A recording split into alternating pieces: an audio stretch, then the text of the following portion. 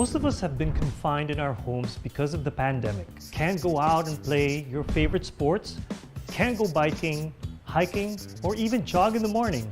And it looks like this situation will be here for a while. So might as well engage ourselves with some physical activities as we welcome another school year. Hi, my name is Coach Joseph Pagulayan, a fitness and sports performance coach, and welcome to our subject, Health Optimizing Physical Education.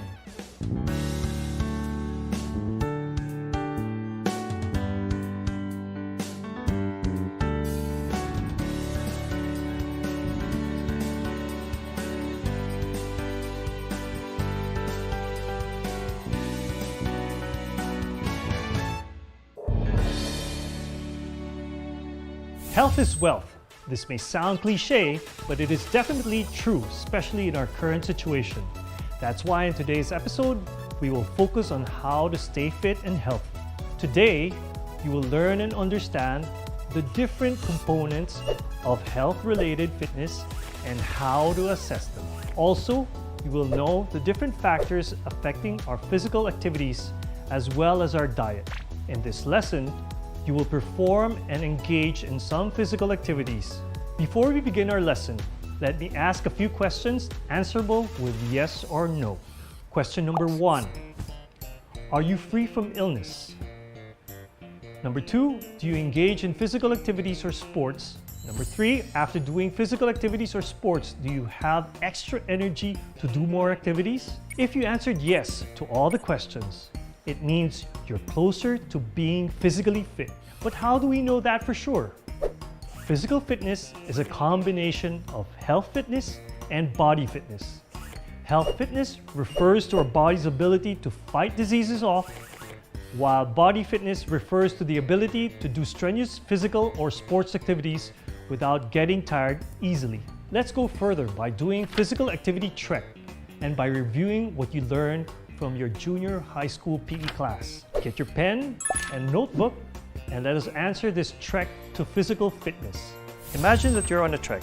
On every footprint that you will leave, it corresponds to a health-related or skill-related fitness component. The left steps indicate health-related fitness, while the right steps indicate skill-related fitness. Some prints are already provided for you to help you in your journey. Choose your answers from the box. We will give you 30 seconds to answer. Timer starts in 3, 2, 1.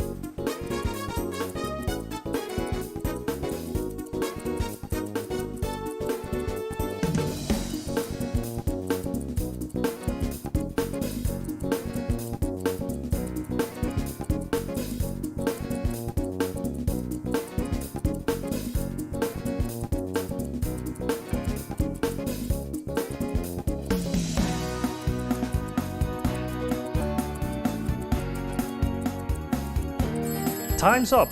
Now let's check your answers. Let's check it with left and right steps. Let us start with the left step, which can come in any order. Muscular strength, muscular endurance, and cardiovascular endurance. This time, let's have those in the right steps in any order. Agility, coordination, power, and reaction time. Great! You still remember what you learned from your junior high school. This time, let's know more about physical fitness, focusing on health-related fitness. Let us take a closer look first at the components of health-related fitness, which are, number 1, body composition, the combination of all tissues that make up the body, like fluids, bones, and muscles. Number 2, cardiovascular endurance. It's the ability of the heart and the other organs to work efficiently and supply oxygen in the body. Number 3, flexibility, the ability to use your joints fully through a wide range of motion. Number 4, muscular endurance, which is the ability to use muscles for a long period of time without tiring. And number 5, muscular strength, which is the ability of the muscles to lift heavy weights and exert force at a time. These related components are primarily associated with disease prevention and functional health. Participating in our regular health-related fitness activities helps you control your weight, prevents diseases and illness. improves your mood, boosts energy, and promotes better sleep. Aside from these health-related components, we also have skill-related fitness components, which are agility, balance, coordination, power, reaction time, and speed. These components allow us to do various physical activities. Now that you know the different components of physical fitness, let us now get to know ways on how to assess and keep ourselves fit and healthy. The first one is getting your body mass index, or BMI. For this, you will need the following: a weighing scale, a tape measure, and basic math skills. Measure weight in kilograms, your height in meters, and compute for your BMI using this formula. BMI equals weight in kilograms over height in meters squared. Second is a zipper test. Its purpose is to test the flexibility of the shoulder girdle. For this, stand straight, raise your right arm, bend your elbow, and reach back as far as possible. To test the right shoulder, extend your left arm down and behind your back, bend your elbow up across your back, and try to reach your fingers over those of your right hand, as if to pull a zipper or scratch between the shoulder blades. To test the left shoulder, repeat procedures A and B with the left hand over the shoulder. Have your siblings or anyone with you to observe whether the finger touched or overlapped each other.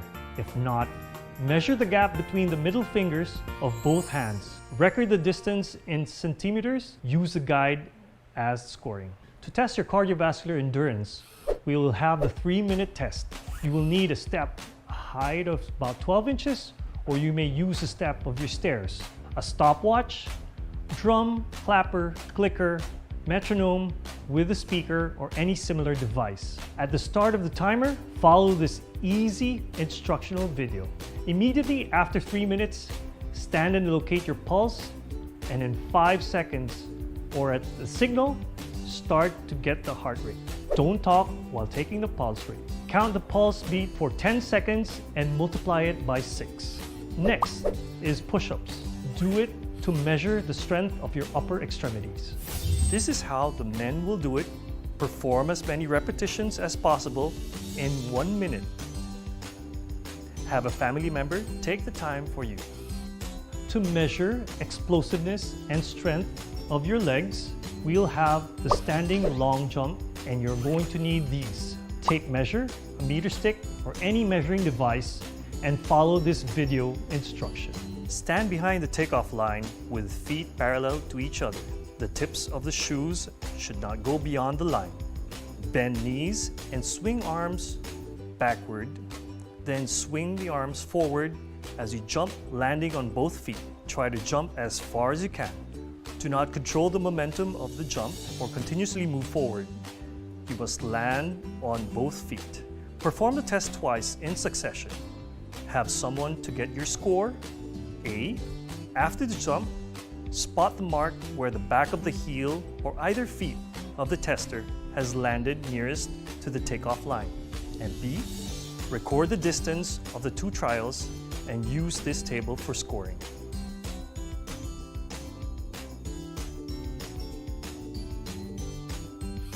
Next is the hexagon test to measure agility. Use a masking tape to make a hexagon on the floor following this dimension, and follow this video on how to execute it. Stand with both feet together inside the hexagon facing the marked side. At the signal of go, using the ball of the feet and with the arms bent in front, jump clockwise over the line, then back over the same line inside the hexagon. Continue the pattern with all the sides of the hexagon. Rest for 1 minute, then repeat the test counterclockwise. For the partner, A, start the time at the signal of go and stop once the performer reached the side before he or she started. Record the time of each revolution and use this table for scoring.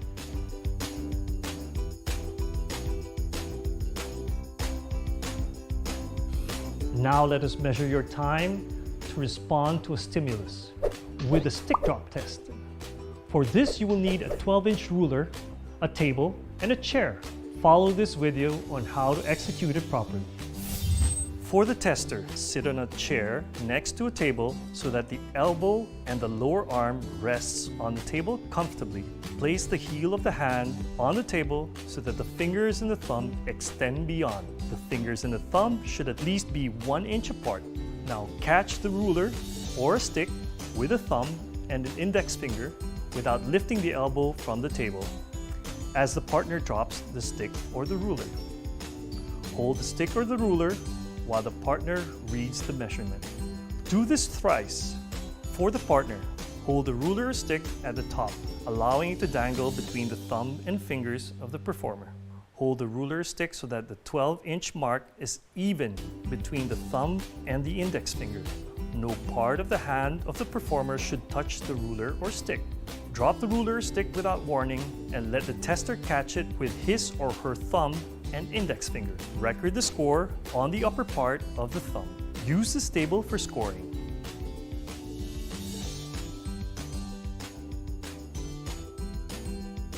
For your hand and eye coordination, we will do juggling. You will need sipa or a washer weighing 4 grams with a 5-inch straw or 20 pieces of bundled rubber bands or any similar local materials weighing 4 grams. See this video on how to execute the test. Hit the sipa or rubber bands or any similar local material alternately with the right and left palm upwards. The height of the material being tossed should be at least above the head. For the partner, count how many times the performer has hit the material with the right and left hand. Stop the test if the material drops or after 2 minutes has expired. There shall be 3 trials. For the scoring, record the highest number of hits the performer has done using this table.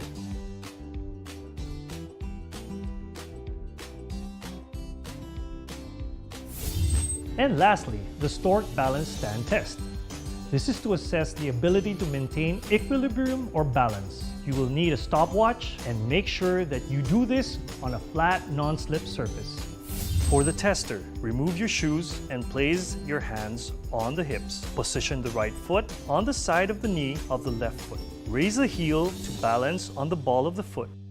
Do the same procedure with the opposite foot. For the partner, start the time as the heel of the performer is raised off the floor. Stop the time if any of the following occurs. The hand or hands come off the hips, the supporting foot swivels or moves or hops in any direction, or the non-supporting foot loses contact with the knee, or the heel of the supporting foot touches the floor. There shall be 3 trials. For the scoring, record the time for both feet to the nearest second and divide the score by 2 to get the average percentage score. You may use this table.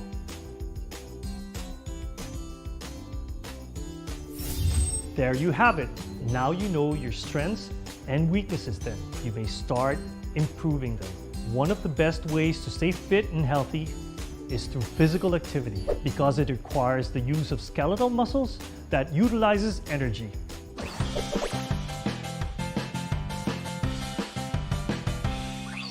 Did you know that physical activity is classified into 4 domains, namely occupational, domestic, transportation, and leisure time?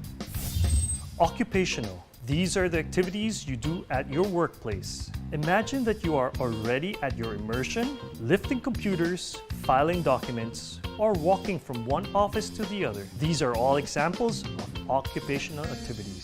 Domestic. These are the activities you do at home, like washing clothes and dishes, gardening, carpentry or repairing furniture, baking home-cooked cookies, or cleaning the house.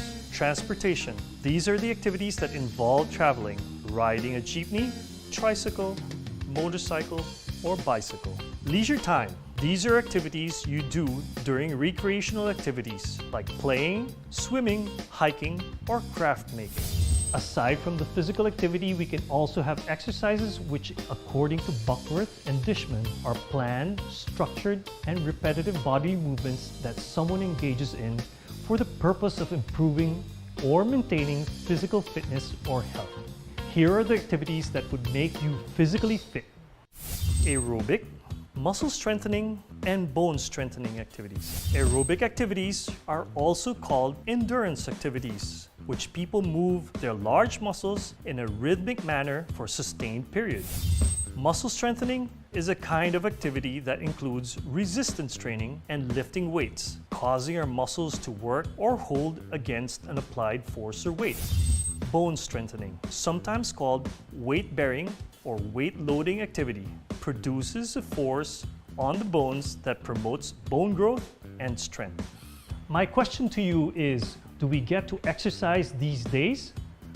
Because of the current situation, most of us are at home, and not too many of us have space to do physical activities or play. Other reasons or barriers to physical activity are the lack of time, no social support, lack of energy, lack of motivation, fear of injury, lack of skill, high costs, lack of facilities, and weather conditions.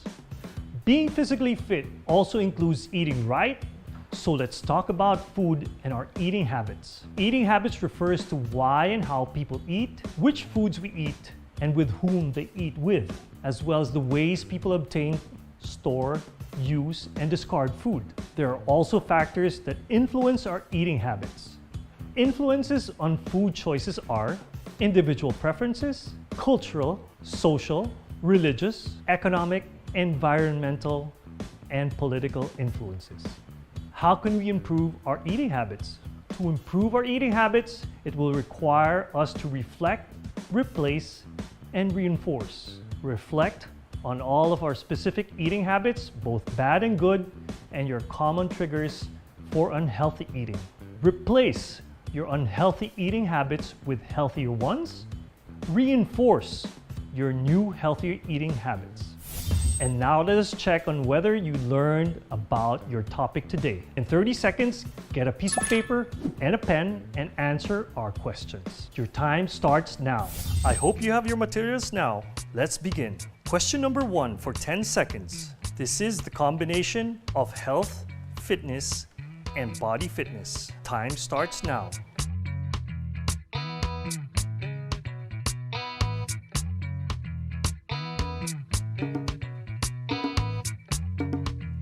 Time's up. The correct answer is physical fitness. Question number 2 for 20 seconds. Name the 5 different components of health-related fitness. Time starts now.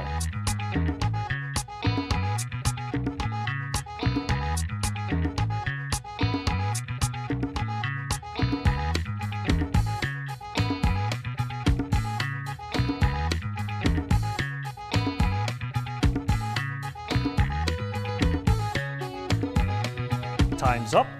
The correct answer in any order are body composition, cardiovascular endurance, flexibility, muscle endurance, and muscular strength. For our final question, name the 3 ways of improving your eating habits. The 20 seconds starts now.